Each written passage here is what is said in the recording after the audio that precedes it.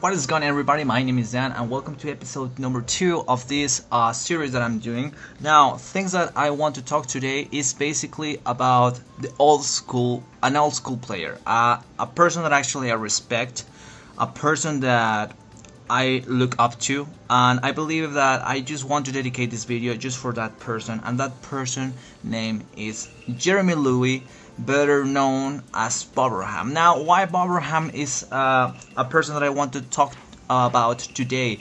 This guy was kind of special or different from any other player that I met before.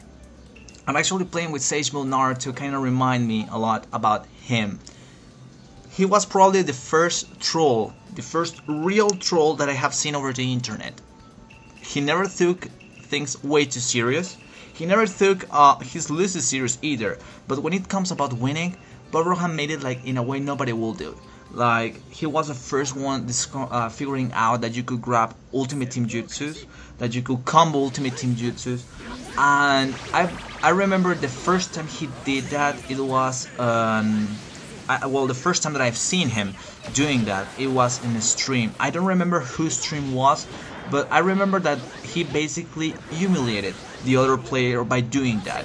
Boberham was this kind of person what you will get interest on knowing, and actually this person was the one who taught me how to play Naruto, who taught me the basics, and actually this guy, and I'm actually glad to say this guy made Dandika. Like, this guy made the player that I used to be.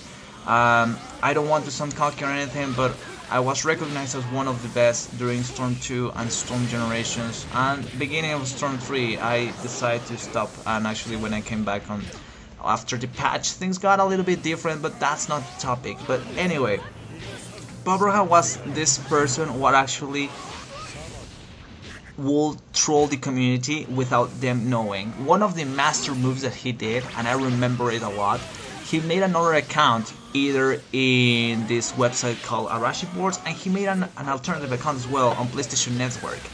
He pretended to be someone else, like he pretended to be two people at the same time.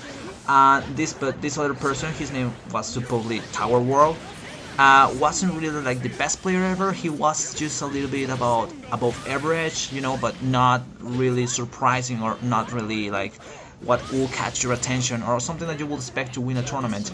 Boberham was that guy actually, and he won a tournament. He supposedly one day came and he said, like, I don't want to participate in this tournament that Tournament Kings is holding.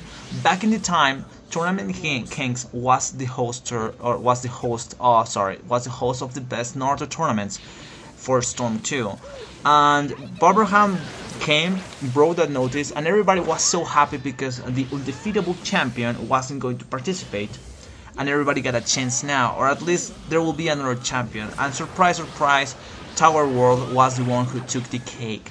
And if I remember it clearly, it was just a tuning characters like tournament or something like that, and he won with Sakura. Back in the time, Sakura was so underrated and nobody would use her, but Boberham was, like I said, the first person discovering everything. This guy had actually a YouTube channel. I remember that everybody used to have fun watching it. He was pretty original. He was way too different from what we see now. We see now, every time that I see people who try to troll, for me it's just a poster pretending to look like him. And this is the topic that I want to talk about today, how things were before all this YouTube thing become viral over the internet and also over the Naruto community specifically. I don't know, I don't want to talk bad, I don't want to actually sound mean, but most of the Narutubers that I've seen, they're, in my opinion, without disrespecting them, they do what they like and whatever, but they are basically copies of something else that they have seen it. We saw Gamaholic starting as a copy of KSI, and then later on he kind of is doing something like PewDiePie with all this exaggerated rage on his videos and all this stuff. And it's things that, yeah, can be cool for other people, but I miss the original, touch of the past players. Bob Abraham was the first person what actually was considered a troll, what actually did funny things like prank calls and all this stuff. And I hold it dear. I hold it dear in my memories. And when I look at things now, I'm like, okay, the community has grown in some way. Because in Storm 2, it was pretty short.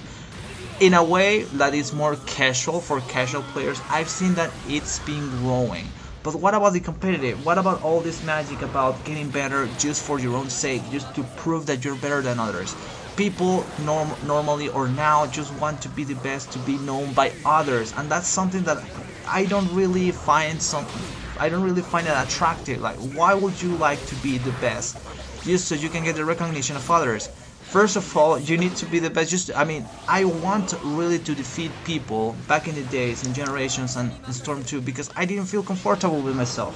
I was like, how can Kill Sasori haters defeat me? Like, why he is better than me and spamming? Like, I'm back in the time, I used to play with legit teams a lot, and I was this kind of legit scrub, and I was like, why, just why? And after that, I start to understand it, the magic about being competitive, and the magic about being original in your own way. Unfortunately, Bob Abraham, you can tell, legacy didn't carry out a lot. Like, it died. Unfortunately, I think that I was the second generation of that guy. No, I'm not the same as him. We're totally different persons. This guy is super free care, if we can say in a way, and I can tell you I'm pretty passionate. I'm like, a bomb. I can explode anytime, in any way, either in a good way or in a bad way.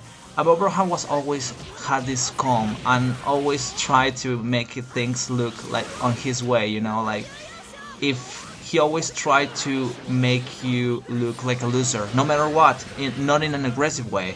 He will always use sarcasm and things like that, and I remember that it was something pretty cool about him. If you got the chance to know Bob Abraham, or if you actually talk with that guy, I would like you to write something about him in the comment section, because it's someone that actually I just want to talk about today. I don't know, this guy was kind of special for me, and for many other players, old school players. I could say that probably Spinster9 still remembers a lot about this guy. Spyroul 2, Kenneth too. I remember that all these issues he had with Kenneth and all this stuff, and Bob Abraham just made her look a little bit dumb by stumping her with Choji, and was like, man, oops, like, I just defeat you with a chubby guy, like, you're so bad. But yeah, I remember a lot about this guy, and actually I just want to talk about him. So let me know what you think in the comments below, and I will see you next time.